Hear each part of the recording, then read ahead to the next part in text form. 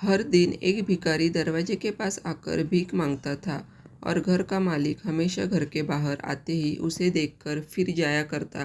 कई बार उसके लिए गालियाँ भी बकता। वो कहता, तू जिंदा ही क्यों है? पूरी जिंदगी ऐसे ही भीख मांगेगा क्या? धरती का बोझ क्यों बना बैठा है? और कभी कभी उस भिखारी को गुस्से में वह धक्का भी मार दिया करता। इतना कुछ हो जाने के बावजूद अधिकारी के मुंह से सिर्फ यही निकलता कि भगवान तुम्हारे पापों को माफ़ करे। एक बार सेठ को धंधे में बड़ा नुकसान होने की खबर मिली। सेठ बहुत परेशान था कि तभी उसके दरवाजे पर वही भिखारी आया। गुस्से में अपना अपना आप खोते हुए सेठ ने उस भिखारी को पत्थर दे मारा। पत्थर लगने के कारण भिखारी का फूट गया और उसके सर से खून बहने लगा। फिर भी दर्द के कराते हुए भिखारी ने इतना ही कहा, भगवान तुम्हारे पापों को माफ़ करे। भिखारी वहाँ से चला गया। सेठ सोच में पड़ गए। भिखारी को पत्थर मारा, फिर भी उसने सिर्फ प्रार्थना की। सेठ को गुस्सा शांत हुआ।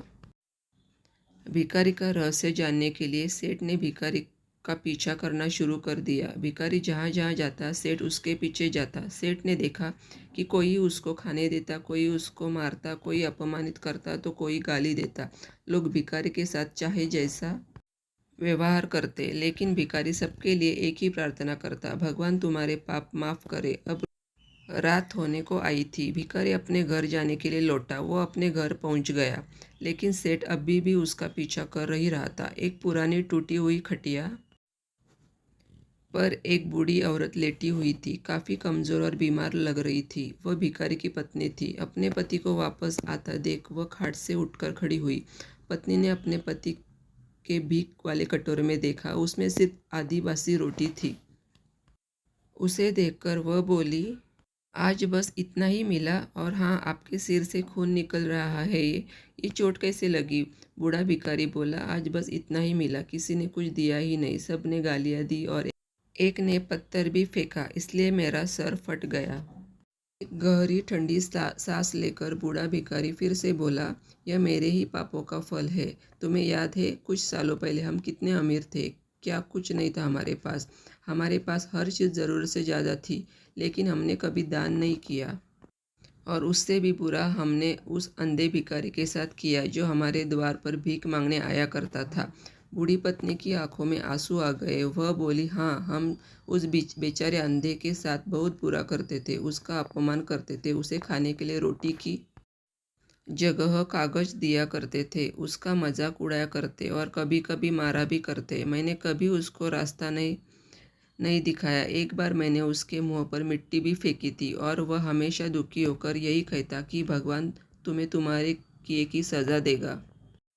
भगवान तुम्हारे पापों की सज़ा ज़रूर देगा। उसका श्राप सच हुआ और हम इस दुख भरी जिंदगी में आ गए। भिखारी बोला, हाँ, उसका श्राप सच हुआ, इसलिए मैं किसी को बद्दुआ नहीं देता। चाहे कोई मेरे साथ कैसा भी बर्ताव करे, मैं हमेशा उसके लिए प्रार्थना करता हूँ। मैं नहीं चाहता कि कोई भी हमारे जैसे ज़िंदगी का अनुभव करे, किसी को भी हमारे जैसे दुखों का सामना करना पड़े। वो नहीं जानते कि वो कितना बड़ा पाप कर रहे हैं, इसलिए अनजाने में हुए पाप की ऐसी सज़ा किसी को भी मिले, मैं नहीं चाहता।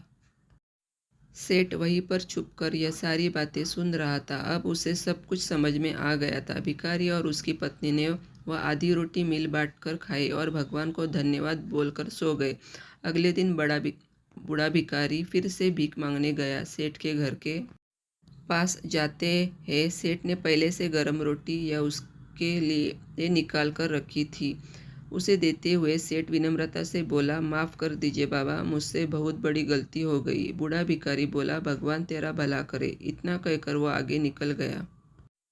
इस कहानी से जो सीख लेने लायक है वह बड़ी ही सिंपल है कि आदमी चाहे किसी के बारे में बुरा कहे या भला करे, लेकिन भगवान सिर्फ कर्म के हिसाब से उसको फल देता है। क्या हुआ अगर भगवान नहीं दिखता है? लेकिन यह बात बिल्कुल सच है, उसके खाते में सबका हिसाब बहुत बहुत पक्का होता है। इसलिए जब किसी के लिए कुछ भी करो तो अच्छा ही करो।